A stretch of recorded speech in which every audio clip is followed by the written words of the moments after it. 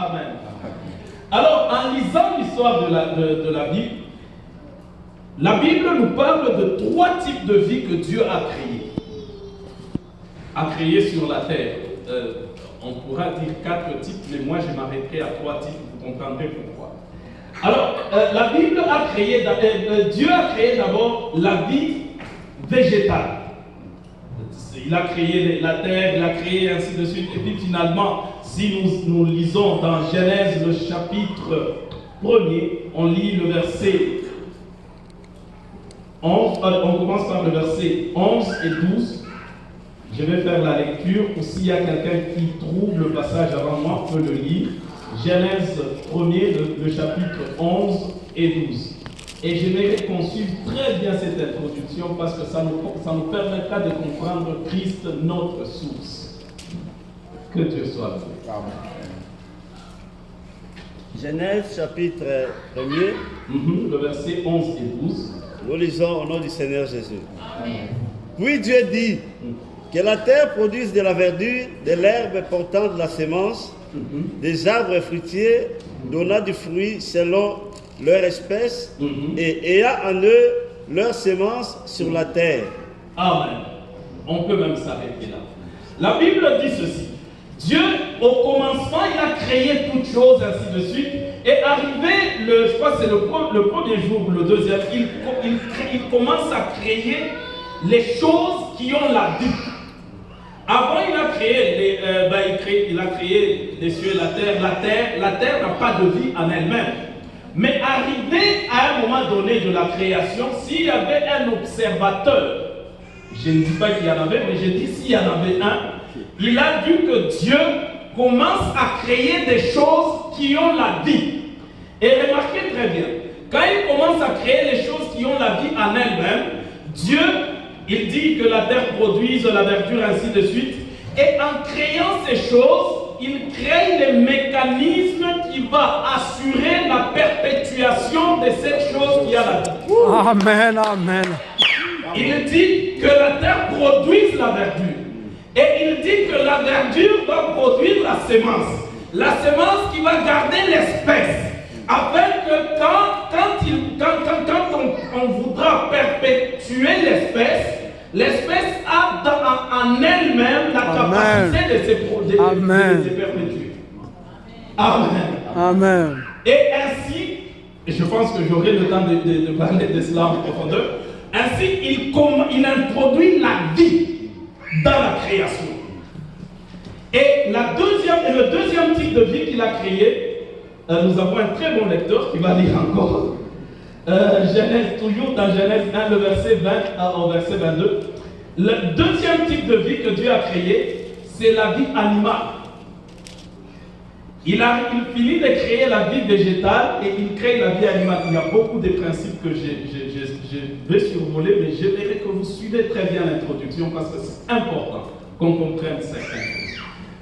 On va nous lire versets 20 et 22. Verset 20 et 22. Dieu dit que les eaux produisent en abondance des animaux vivants et que les oiseaux volent sur la terre vers l'étendue du ciel. Dieu créa les grands poissons et tous les animaux vivants qui se meuvent et que les eaux produisirent en abondance selon leur espèce. Il créa aussi tout oiseau ailé selon son espèce. Le verset 22. Verset 22. Dieu les bénit en disant, soyez féconds, multipliez et remplissez les eaux des mers et que les oiseaux multiplient sur la terre. Amen. Que Dieu soit loué. Amen. Il crée le deuxième type de vie. Le deuxième type de vie, c'est la vie animale. Et comme je vous ai dit, remarquez très bien, après avoir créé, il va les bénir. En fait, cette bénédiction, c'est en fait, il introduit dans ce type de vie les principes qui doivent aussi perpétuer leur espèce. C'est pourquoi il dit, il est béni. Il dit, soyez féconds. Pour les arbres, il a dit que l'arbre porte la sémence. C'est en fait un principe qui va perpétuer ce type de vie. Amen. Amen. Et pour les animaux, il a aussi parlé, il les a bénis Et les animaux, c'est pour ça qu'on en a beaucoup. Et arrivé maintenant le dernier jour de la création, okay, je vais d'abord dire un principe que je survole, on ne va pas entrer en profondeur. Vous allez remarquer ceci. Dieu, quand il a créé, les premières choses créées ont été créées pour être la solution aux problèmes posés par les dernières choses qu'il a créées. Ah, comment? Ok, je reprends. Quand Dieu a créé, les premières choses que Dieu a créées, il les a créées parce qu'il savait que ces choses étaient des solutions pour les dernières choses qui seront créées. C'est pourquoi il a créé l'eau avant de créer le poisson. Parce que l'eau était la solution pour la vie du poisson. Alléluia. Amen. Il a créé la vie végétale avant de créer la vie animale. Parce que la vie végétale était la solution pour la vie animale. Amen. Amen. Sinon, il aurait créé l'animal. L'animal devait patienter autant de jours pour avoir l'herbe à manger. Amen. Amen. Et ça, c'est un principe qu'on va voir par la suite. Tout problème qui se trouve dans la création a déjà une solution auprès de Dieu. Parce que Dieu crée les solutions. Amen. Amen. Amen. Amen. Et le troisième type de vie, dans Genèse 1, le verset 26, l'homme de Dieu va nous lire encore, Genèse 1, le verset 26, et là, Dieu va créer en fait le troisième type de vie, et c'est le troisième type de vie qui est même, je dirais, l'objectif de la création. Oui, on peut nous lire. Genèse 1, verset 26. Puis Dieu dit, faisons l'homme en notre image, selon notre ressemblance, et qu'il domine sur les poissons de la mer, sur les oiseaux du ciel, sur le bétail, sur toute la terre, et sur tous les reptiles qui rampent sur la terre. Que Dieu soit loué. Dieu dit, faisons l'homme à notre image. Ainsi, Dieu va introduire la vie humaine dans la création. Et cette vie humaine, comme elle a été créée le 6e jour, il y a beaucoup de vérités, je n'ai pas le temps d'en parler aujourd'hui. Je pense que demain peut-être on va brosser encore cela. Dieu, il finit de créer l'homme après avoir tout créé, d'abord pour dire à l'homme, j'ai tout créé pour toi. C'est que tout ce qui contribue à la vie humaine a été créé avant que la vie humaine ne soit. Est-ce que vous savez qu'avant que tu ne naisses, Dieu avait préparé tout ce qui contribue à ta vie avant ta naissance? C'est le principe de Dieu. Amen. Et maintenant, quand il a fini de créer le type de vie, il y a une vérité, et c'est cela la vérité qui est même le thème de notre séminaire aujourd'hui. C'est que quand vous remarquez très bien, vous allez voir, quand Dieu veut créer la vie, Dieu s'adresse à quelque chose qui existe déjà. Amen. Amen. Est-ce qu'on me suit? Oui. Ok. Quand il veut créer les animaux, dans le passage il veut créer les arbres, la Bible dit, Dieu parle à la terre. Il dit que la terre produise. Et c'est ce que j'appelle dans la création le principe de la source. Amen. Amen. Le principe de la source.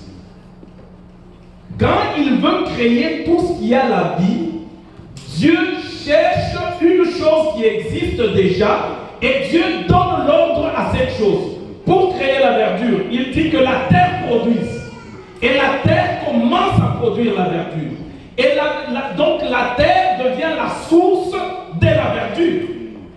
Et c'est pourquoi on ne peut pas avoir la verdure sans la terre. Parce que la terre est sa source. Amen. Et maintenant, arrivé aux animaux, quand vous lisez bien, Dieu parle à l'eau. Il dit que l'eau produise. Et l'eau a produit les animaux de toute espèce. C'est pourquoi un animal ne peut pas vivre sans l'eau. parce que l'eau est sa source. Arrivé à la vie végétale, à la vie humaine, Dieu va parler à l'humain. Alors Dieu, en fait, quand vous lisez bien la Bible, vous allez voir, pour créer la vie, Dieu donne l'ordre en réalité. Il dit que la terre produise, que les eaux produisent. Mais arrivé à l'homme, il dit, faisons l'homme. En fait, il donne l'ordre à la divinité. Il dit, Alléluia. créer l'homme. Je ne parlerai pas à la terre, je ne parlerai pas aux eaux, mais je parlerai à Dieu. Amen. Je parlerai à Dieu parce que Dieu a voulu que l'homme ait pour source Dieu. Alléluia. Alléluia. Amen. Ainsi Dieu, regardant, l'homme était très précieux comme l'homme de Dieu vient de nous dire. L'homme était tellement précieux à ses yeux, c'est comme s'il dit, ok, de quelle source je tirerai l'être que je vais être, qui va être précieux à mes yeux. Si je le tire de la terre va passer. Si je tire de l'eau, l'eau c'est une créature. Mais je vais tirer cet être de la divinité. Alors Dieu se retourne dans Dieu et Dieu parle à Dieu et Dieu dit que Dieu produise l'homme. Alléluia. C'est pourquoi vous allez voir, dans tout type de vie, Dieu parlait et les choses se faisaient. Mais quand il arrive à créer l'homme, il parle, l'homme n'en parlait pas. Mais Dieu va aller travailler. Et quand il finit de travailler, Dieu va prendre son souffle. Il va injecter dans l'homme. En fait, l'homme, la vie de l'homme, a pour source la divinité. Amen. Amen. Amen. Et c'est pourquoi, chaque fois que l'homme se coupe de sa source, l'homme sèche. Oh. Vous ne pouvez pas prendre un poisson, sa source c'est l'eau. Vous le sortez de l'eau et vous le mettez loin de l'eau et le poisson va vivre longtemps. Non, il ne peut pas vivre parce qu'il a été tiré de l'eau. L'eau c'est sa source et quand il est mis en dehors de l'eau, il est coupé de sa source, il n'a pas, en fait, il ne va pas vivre longtemps. Amen. Amen. Et c'est pourquoi le diable, sachant que l'homme a été tiré de Dieu, et le diable, voulant faire du mal à l'homme et à Dieu, qu'est-ce qu'il a fait? Il est allé dans le jardin d'Éden avec comme objectif de couper l'homme de sa source. Amen. Ainsi, il a réussi bien son plan. Il est arrivé à tromper l'homme et l'homme a mangé de l'arbre de la vie. Et dans Genèse, on va nous lire par notre lecteur qui lit très bien, on va nous lire Genèse 3, le verset 20 à 22, ou je pense 22. Genèse 3, je vais vous dire quelle partie. Non, vous pouvez lire à partir du 22. 22e verset. Genèse chapitre 3, au verset 22. Suivons bien cette lecture. Nous lisons au nom du Seigneur Jésus. Que Dieu soit. L'Éternel Dieu dit, voici l'homme est devenu comme l'un de nous, pour la connaissance du bien et du mal.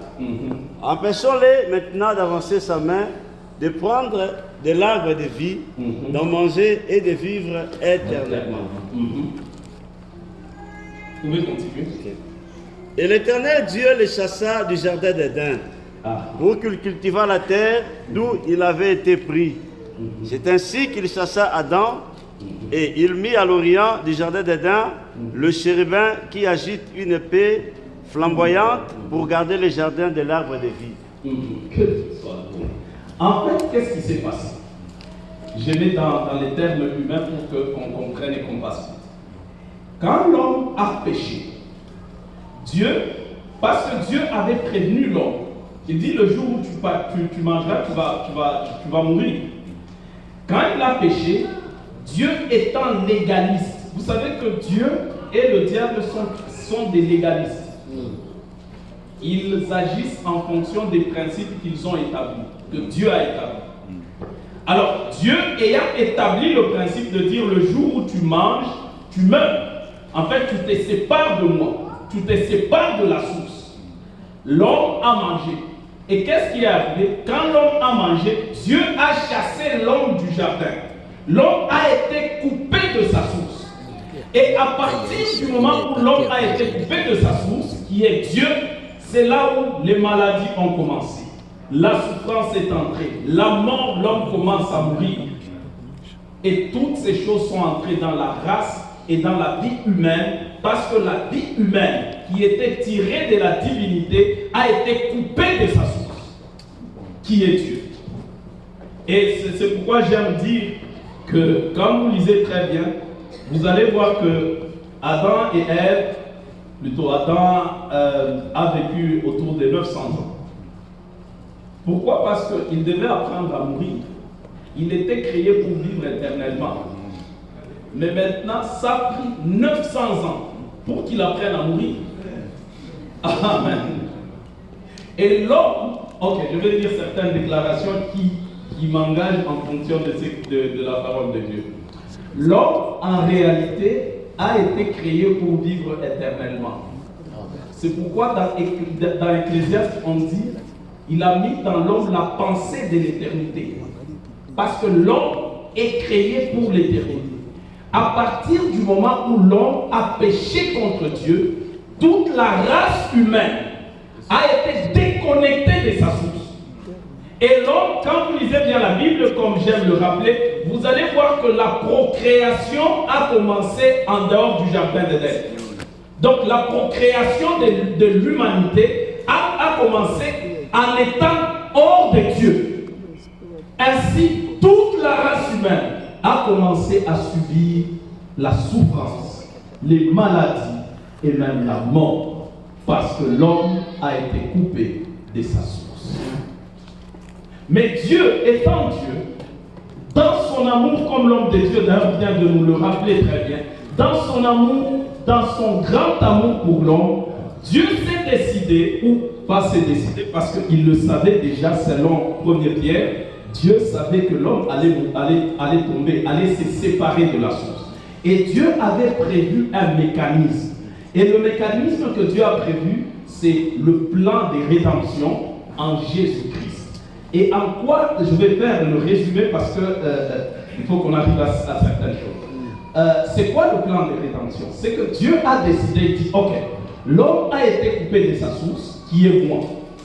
Et l'homme ne peut pas, parce que j'ai mis les chérubins pour que l'homme ne revienne pas vers moi.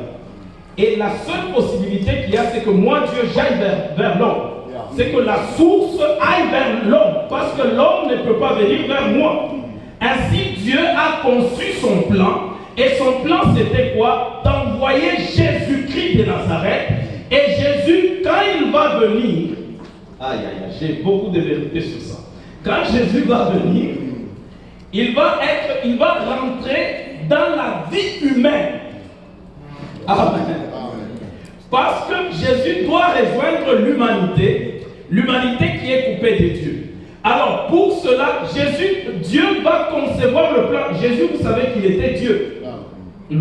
Alors Dieu lui-même va trouver le chemin de rentrer dans l'humanité. Et quand il rentre dans l'humanité, c'est ainsi que Marie a conçu tout ça. Et Marie qui a conçu, vous savez que la sémence était la sémence de Dieu. Et la sémence est entrée dans l'humanité parce que pour être humain, il faut naître. Ainsi, Dieu a introduit la source de l'humanité dans l'humanité. Et pour cela, il a envoyé Jésus naître dans l'humanité. Et Jésus, vous savez que Jésus a toujours existé, même dans l'Ancienne Alliance. Amen. Amen. Mais la seule... Ok. Il a toujours existé même dans l'Ancienne Alliance.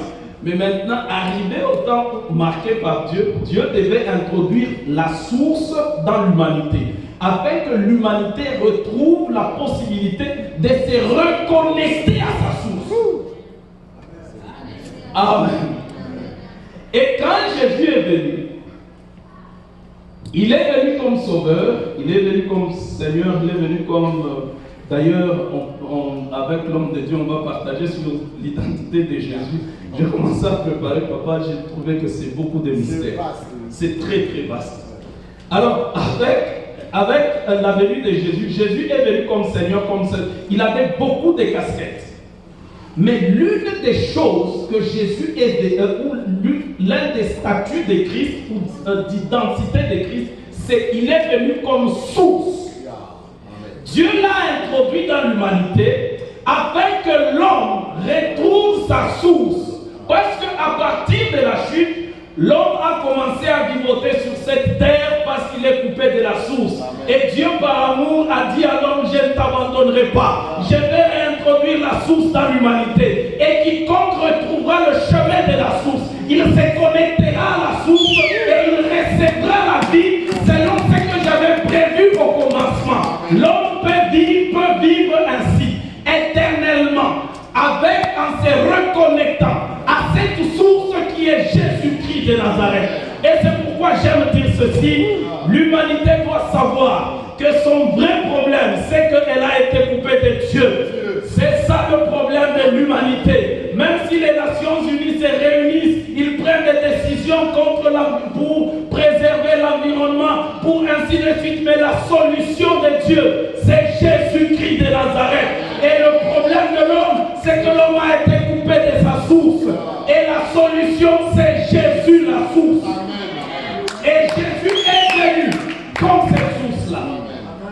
Bien-aimés dans le Seigneur, laissez-moi vous dire, et vous l'aurez dit encore, même si vous êtes ici, je sais que vous pouvez avoir un problème quelconque, mais sachez que tout problème que vous avez, la source ou la racine réelle de ce problème, c'est non le fait que nous étions coupés de Dieu. Et la solution réelle de ce problème, c'est Jésus-Christ de Nazareth. Il est la solution au problème de l'humanité. Parce que la solution, c'était retrouver la source. Et lui, il est venu comme cette source que Dieu a introduit encore dans l'humanité. Amen. Et quand Jésus est venu, qu'est-ce qu'il a fait? Dans 1er Corinthiens, non, c'est 2 Corinthiens. Bon, notons, on ne va pas lire tous les 2 passages que je vais vous donner. Notons d'abord 2 Corinthiens 10, le verset 4. 2 Corinthiens 10, le verset 4. Dans ce passage, la Bible dit, les Israël s'abreuvaient au rocher. Et le rocher qui suivait Israël. Et la Bible dit, ce rocher, c'était l'image de Christ. Et en fait, le rocher, c'était une source. Et dans l'Ancienne Alliance, la Bible dit l'Ancienne Alliance, c'est la préfiguration ou l'ombre de la Nouvelle Alliance. En fait, dans l'Ancienne Alliance, Jésus voulait manifester sa nature de source. Il s'est manifesté comme ce rocher qui suivait Israël. Et Jésus était la source où il s'abreuvait. Et nous aussi, nous sommes, en tant que chrétiens, nous devons nous abreuver à Christ, qui est notre source, comme Paul l'a dit. Mais j'aimerais qu'on lise 1 Corinthiens 5, le verset 19, pour dire 2 choses que Jésus a fait avant qu'on puisse passer par un exemple du Nouveau Testament. Que Dieu soit loué. Jésus est la source. Amen. Jésus est la source. Amen. Jésus est la source. La solution à ton problème, ce n'est pas ce que tu cherches. Ce n'est pas avoir beaucoup d'argent. Ce n'est pas être plus intelligent. Ce n'est pas, je ne sais pas, être connu. Ce n'est pas, je ne sais pas tout ce qui se manifeste autour de toi. Le vrai problème, c'est Jésus d'abord. C'est être reconnecté à Christ. C'est cela le vrai problème. Même si les gens, ils cherchent de l'argent, ils courent partout, au nord, sud, pour aller chercher de l'argent. Mais le problème de l'humanité, ce n'est pas le manque d'argent. Parce qu'il y en a beaucoup qui ont des milliards et des milliards et qui se suicident. Le problème, c'est la source. Et on va nous lire 1 Corinthiens, le chapitre 5, le verset 19. 1 Corinthiens chapitre 5, verset 19. Oui. C'est 2 Corinthiens. 2 Corinthiens. Ok. 2 Corinthiens chapitre 5, verset 19. Car Dieu était en Christ. Ah, c'est celui-là. 2. Oui. réconcilia le monde avec lui-même. Dieu, ce que j'aime, c'est Dieu était en Christ. En fait, quand Jésus vivait, la Bible nous dit Dieu lui-même, il était en Christ. Pourquoi il était en Christ? La Bible dit il était là pour réconcilier le monde avec lui-même. En d'autres termes, quand on dit réconcilier des gens, ça veut dire les gens ont été avant unis. Ils étaient ensemble. Et il y a eu un problème et ils se sont séparés.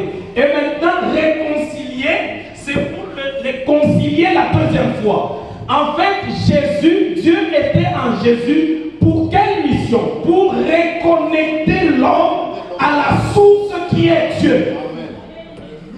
Amen. Et c'est cela que Dieu, Jésus a fait en venant sur terre. Et c'est pourquoi j'aime dire aux hommes, peuple de Dieu, pour ceux-là qui sont ici, qui ne connaissent pas Dieu, ou qui ne croient pas en Jésus-Christ, ou qui ne sont pas des chrétiens, qui ne viennent pas à l'église, ainsi de suite, je voudrais juste vous dire ceci. Sans la réconciliation avec Dieu, vous êtes coupé de la source. Et quiconque est coupé de la source, jusqu'à la fin de sa vie, il ira en enfer. Parce que tu es coupé de la source. Tu es appelé à sécher. Mais si tu veux aller au paradis, vivre éternellement avec Dieu, tu dois revenir à la source. Même si je sais que les scientifiques nous parlent, nous disent beaucoup de choses sur la chrétienté. Je suivais même il y a quelque temps un scientifique qui parlait de la Bible. Bon, en tout cas, j'ai écouté, ça m'a quand même surpris. Quelqu'un qui a beaucoup étudié, qui est docteur en beaucoup de choses, et il parlait de la Bible. Pour lui, c'était comme une histoire, ainsi de suite. Mais en réalité, peuple de Dieu, si tu ne connais pas Dieu, tu vas en enfer. Si tu n'es pas connecté à Jésus, si tu n'es pas attaché à la source, tu iras en enfer. Que tu sois bon ou beau, que tu sois belle ou intelligente, qu'on te connaisse partout, que tu sois Bill Gates ou je ne sais qui, si tu ne connais pas Jésus, si tu n'es pas reconnecté à la source, tu iras en enfer. Et l'enfer, comme le modérateur nous a dit, l'enfer existe. Seuls les gens qui vont se reconnecter à la source qui est Jésus, ces gens-là iront au paradis, vivront éternellement, parce qu'ils se sont reconnectés à la source et ils reviennent dans la pensée première de Dieu. Quand il créait l'homme, il l'a créé pour l'éternité, dans l'intimité avec Dieu. Et pour retrouver cela, il faut se connecter à la source qui est Jésus de Nazareth. Amen. Amen. Il faut se reconnecter à Jésus, qui est la source de toutes choses, la source de toute vie, la source de la vie humaine. C'est Jésus de Nazareth.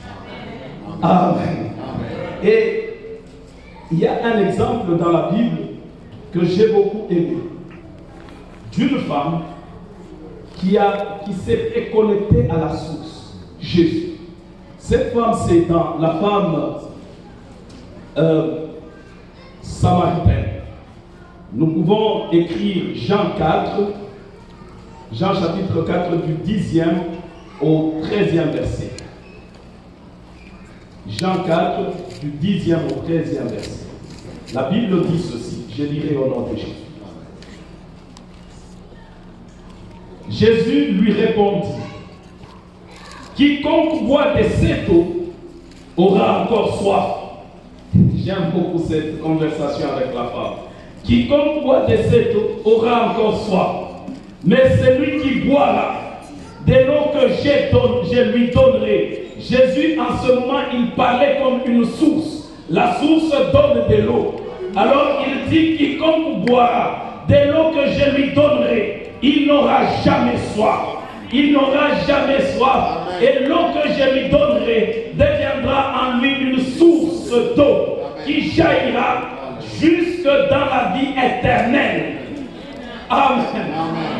Je vous mets dans le contexte. Jésus arrive à Samarie et Jésus était fatigué.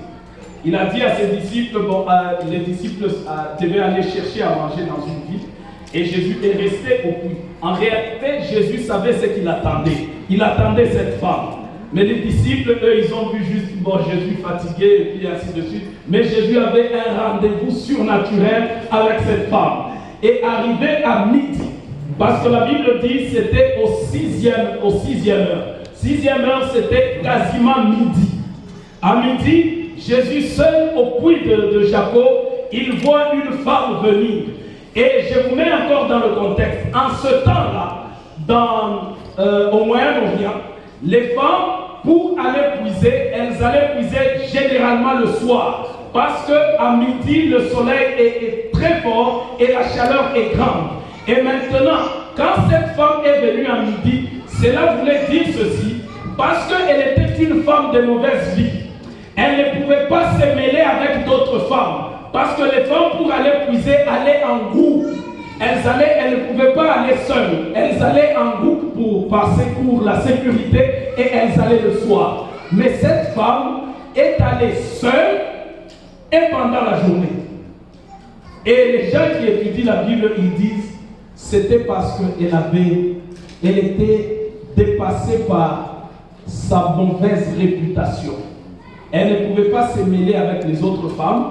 Alors elle devait aller quand tout le monde ne va pas. Et elle allait seule. Et je m'imagine quand elle allait, elle avait sa cruche sur sa tête. Elle regardait, elle se disait comment je ferai avec ma vie. Ma réputation est faite. J'ai fait des divorces et des divorces. Et maintenant je commence à vivre avec des hommes qui ne sont même pas mes maris. Et elle partait avec cela. Arrivée au puits, subitement elle a rencontré quelqu'un. Un jeune homme de à peu près 33 ans au puits. Mais comment ça? Et puis le jeune homme lui dit, il le salue et puis il lui dit, est-ce que tu peux me donner de l'eau? En réalité, quand Jésus te demande quelque chose, c'est parce qu'il veut te donner, il veut t'en donner plus. Amen. Alléluia. À chaque fois, lisez bien la Bible, à chaque fois que Dieu demande, c'est parce qu'il veut donner plus. Que Dieu soit beau. Il demande à la femme de Sarepta, donne-moi le pain, ainsi de suite, par Élie. Mais en fait, c'est parce qu'il voulait donner plus que ce que Élie devait donner. Quand Dieu demande, il veut donner plus. Alors, il arrive, il veut donner l'eau de la vie, mais il demande l'eau du puits de Jacob. Il dit à cette femme, est-ce que tu peux me donner de l'eau? La femme lui dit, mais entre nous, les Samaritains et vous, il n'y a pas de rapport. On ne communique pas. Et Jésus lui dit, si tu connaissais le don de Dieu, et si tu connaissais celui qui te demande de l'eau, en réalité, c'est toi qui lui aurais demandé de l'eau. Et la femme regarde Jésus avec les yeux physiques, il trouve que Jésus n'a rien pour puiser. Il dit, mais maître, tu n'as rien pour puiser. Mais la femme, ce qu'elle oubliait, c'est que Jésus parlait de manière prophétique, comme pour dire, moi Jésus, je suis la source maintenant, une source ambulante que Dieu